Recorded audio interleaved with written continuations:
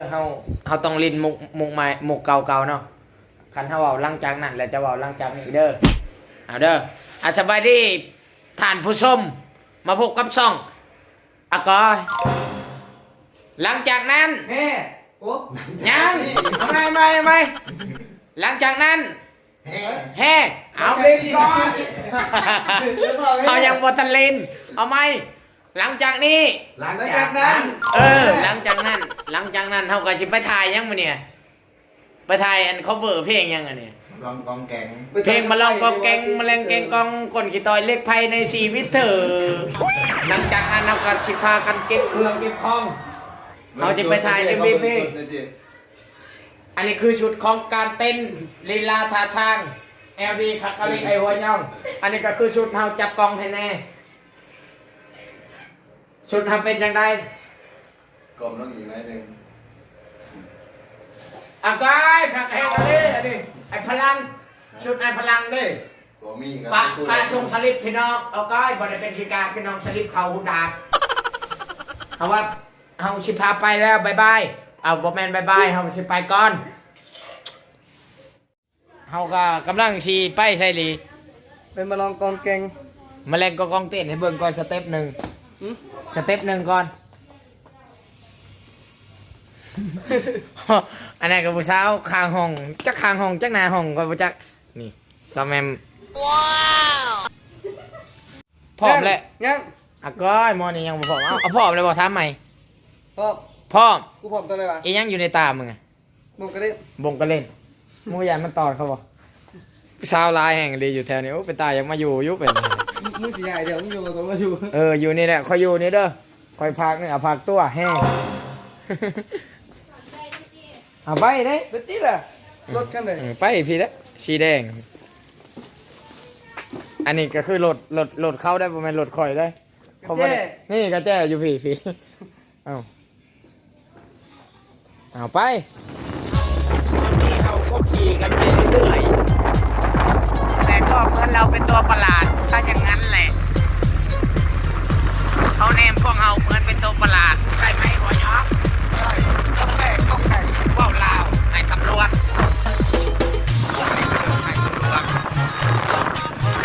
กับโบว์กันจากที่แนมมายังทำแปลงตัวยังแนมยังยิ่งใส่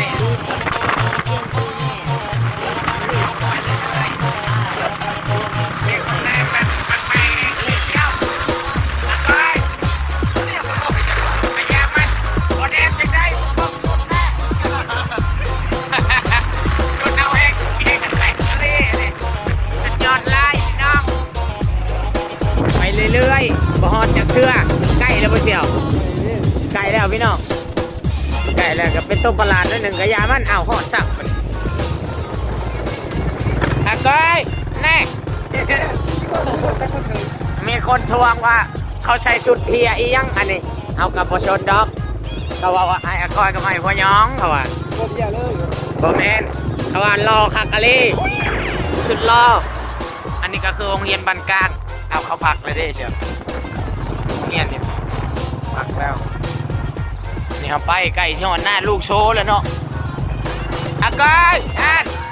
มีคนทักว่าก้อยแน่ตายโลดอะไรเขาทักว่าก้อยฮีจากนี่เขาเฮ้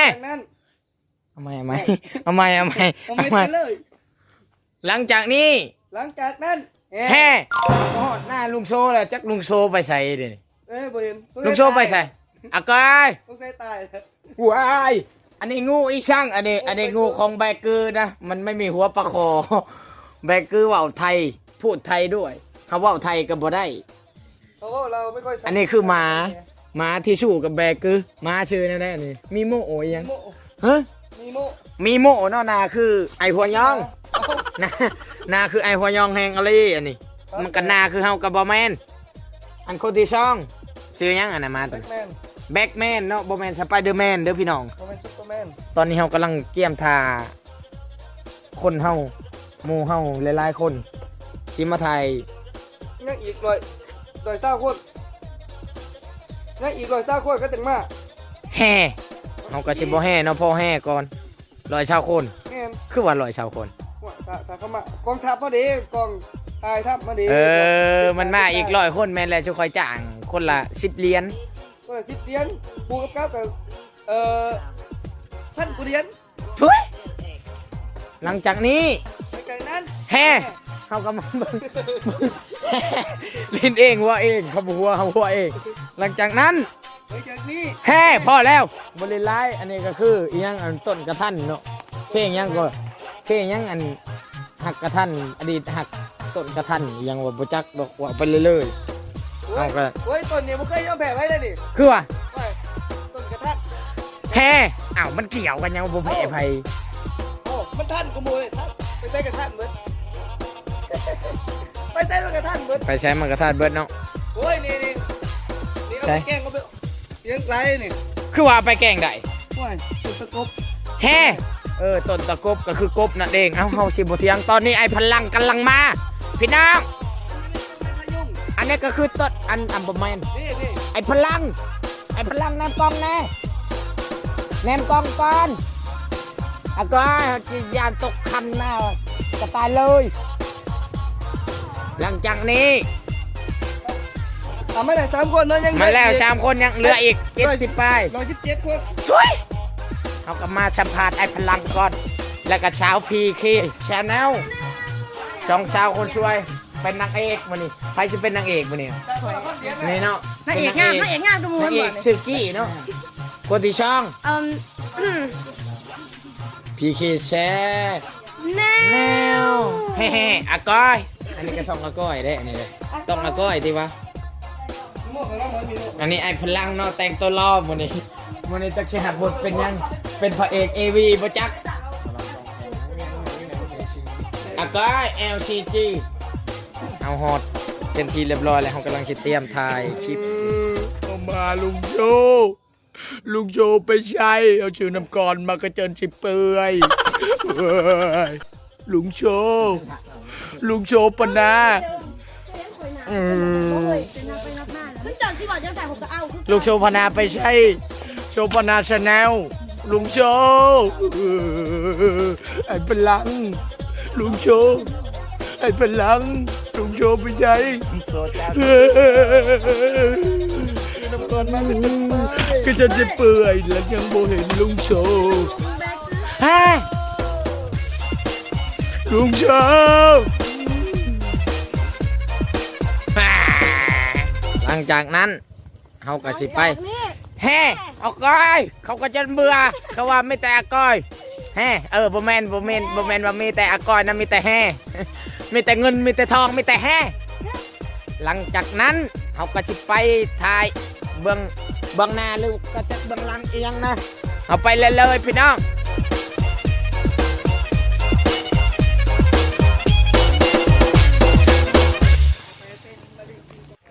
อันนี้ก็คือเบื้องหลังเนาะ อันนี้ก็คือเบื้องหน้าเนาะ เนาะเบื้องหลังกับเบื้องหน้าเนาะเข้ากันปั้นยัง ของสองอากอยเนาะ อากอย อันนี้เบื้องหลังของสอง ช่องพึ่งอากอยภาษาอังกฤษพึ่งอากอย PHERNG อากอย อย่าวางเว้นวรรคอากอย AKOY เยอะ โปรโมทไปเรื่อยๆอันนี้ก็คือเบื้องหลังแมนอลีเบื้องหลังครับอลีอันนี้ก็คือนาลุงโชว์ลุงของเฮาเองอันนี้ก็คือดอกงิ้วพี่น้องใครบ่เคยเห็นดอกงิ้วกันนี่แหละบ่เห็นตายาทุย อะไรวะ อากอยหัวยังคักกะลีอันนี้ค่ะเชียวเฮาเห็ดคักกะลีเบิ่งเชียวแนมมาก่อน อากอยอย่าคือบักมีโม อย่าคือมาตัวนั้นบักมีโมจำชื่อมันให้ดีเด้อพี่น้องชาวไทยชาวลาว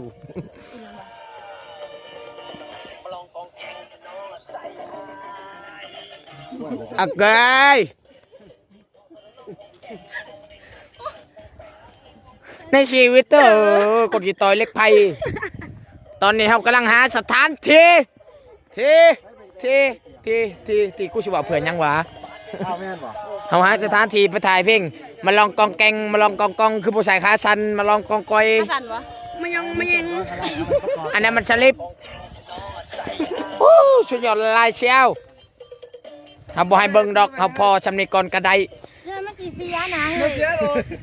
น โถที่ พวกเฮาก็ ป็น ถ่ายไปนี่นะ จ่อย พวกเฮาถ่ายน้อยเดียว พวกเฮากำลังจะถ่าย พว เนี่ ก ย เฮากระเหมื่อยน้อยหนึ่งเนาะ เฮาก็เมื่อยนิดนึงอันนี้ก็คือเบื้องหน้าเนาะ อันนี้ก็คือเบื้องหน้านี่ก็คือเบื้องหลัง แฮ่บ่ต้องแฮ่กันดอกเฮาเมื่อยแฮ่แล้วอันนี้ก็คือไอหัวยอง ไอหัวยองอะโมพวกเฮามีควายมีงัวเป็นธงเป็นอันนี้แม่นงัวเฮาหมด ใครอยากเป็นลูกเคยกับ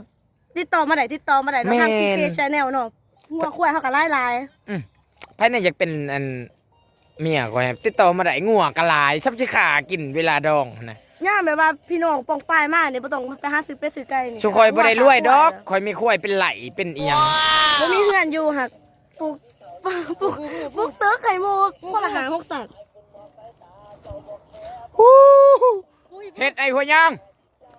ม่วนคักเลยรู้แล้วอันนี้เฮาก็ได้ อันนี้ก็คือ เอาเลยจะปอกกัน FC เฮาเนาะทางนครปักซีเจ้ามักอยู่บ่อากอยสัมภาษณ์เจ้าแน่พัชยิมเห็นยังมักบ่อากอยเฮาบังคับให้เว้าก็เว้า จะมักอากอยอยู่บ่ทีมแมนยูคือกันเลยนี่ผู้นั้นได้มักอยู่บ่เอาแล้วมักหมดเฮาก็ดีใจแล้วอันนี้ชงเฮาก็สิรู้ สิคูเอาเฮ็ดไอ้หัวยองเฮาสิเป็นกำลังใจให้คันเฮาเต้นเป็นเฮาจะเข้าไปประกอบตำลังนี่คือวิวเนาะทุ่งนาควายเฮาแบบหลายๆโตนะควายบ่ได้อึดนะสำควายซื่อๆอะโม งัวห้องว่ะอะโม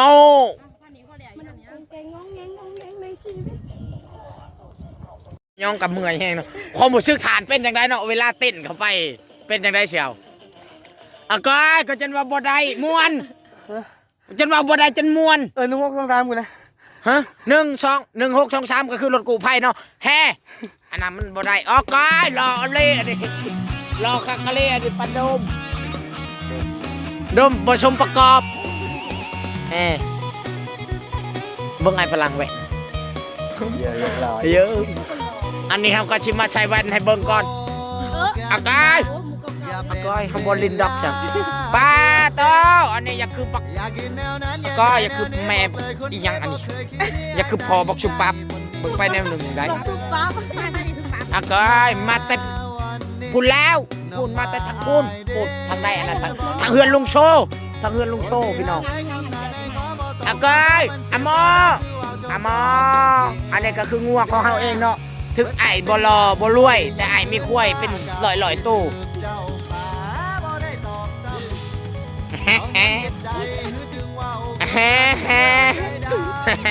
เชียว1623เนี่ยไอ้พลังไวเอาก้อยหมูเฮาสิตายร้อนไวเนี่ยเอาเอกเอาหมูเฮาว่าบ่เป็นหยังเฮาว่าเอาเอกเอาเอกก็ได้ตายมุกอื่นเนาะอันนี้ก็คือบ่อนถ่ายตามบ่เด้อไอ้บ่รอบ่รวยไอ้มีควายเป็นร้อยโตพี่น้องซ้ำนี่เอง ที่นั่งเอกครับตอนนี้ อันนี้ก็คือนางเอกเขากำลังชิไปชุงชิงกัน ไม่เจอ พอก่อนถ่ายก่อนเฮ้ยนักเอกก็ต่างเลยนักเอกแต่เมื่อกี้ก่อนได้ไปเยอะขยับ ยืนนานแล้วคือเหรอ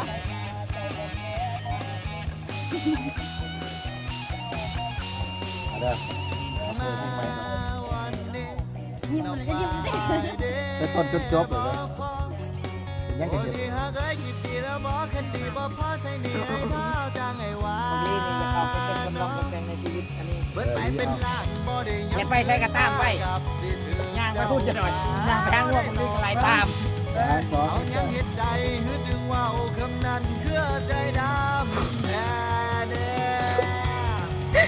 น้องมาบอกว่าอายดีบ่พอสิให้บวชหลวงพ่อบ่น้องจังสิหากัน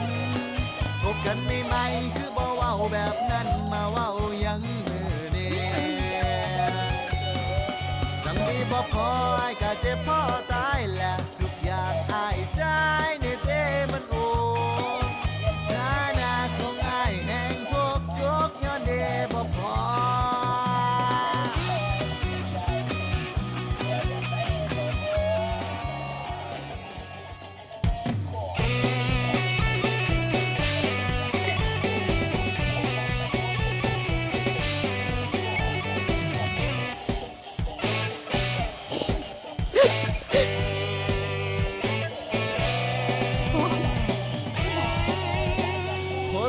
ขอคู่แคปสั้นฮักตลอดไปพวกสูมันเป็นจังใดสิตายแล้วบ่จังย่างจูงแขนสำแฟนก็เอามาอวดเตะหัวสันแข็งเด้นวเบิ่งแน่กูนั่งจอกว่านี่เราบ่เงินไปบ้านพักเกรงใจคนโสดแน่ตัวบ่อยากหูอยากเห็นคนหักกันแล้วอยากยืนยันว่ามึงเข้าฟ้า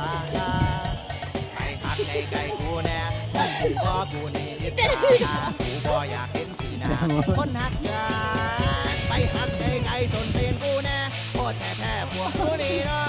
พวกมึงบ่มึนตาบ่กูยังโสดอยู่กูหูแล้วว่ามึงหักกันต้องปานนั่นก็ได้ดอกสูอีตนในคนบ่มีกูไปหักไกลๆสนเตียนกูแน่โคตรแท้ๆพวกกูนี่เนาะพวกมึงบ่มึนตาบ่กูยังโสดอยู่กูหูแล้วว่ามึงหักกันบ่ต้องปานนั่นก็ได้ดอก จากนี้ หลังจากนั้น แฮ่พวกเขา เพื่อก็หมุ พวกเขาก็เมื่อยลายบ่เมื่อยจึงได้บุญเปลือกกองทายเขาก็แดดแห้งอันนี้เบิ่งแดดแน่ใช่เอาตะเวนอยู่ใช่เอาอยู่ใช่แอปพลังตะเวนเฮาหาตะเวนบ่เห็นพี่น้องแต่กะยาซะบ่เห็นเฮาตะเวน ทั้งต่างทุกประจายทั้งหมดได้ก่อนให้เห็นว่า ไอ้หัวย่องเมื่อยบ่ไอ้หัวย่อง จะสิเป็นดินตาม ก็เกือบตะลอนเกือบเฮาแจง616ทองชีรถกู้ภัยแห่ ขึ้นเดียวก็เป็น ลินคนเดียวบ่มีไฟลินนำเฮาพี่น้อง 5 บาท 10 บาทเอา ของเฮามีแต่ของก๊อปของก๊อปมาโตของที่กูใส่นี่ก็ของปลอม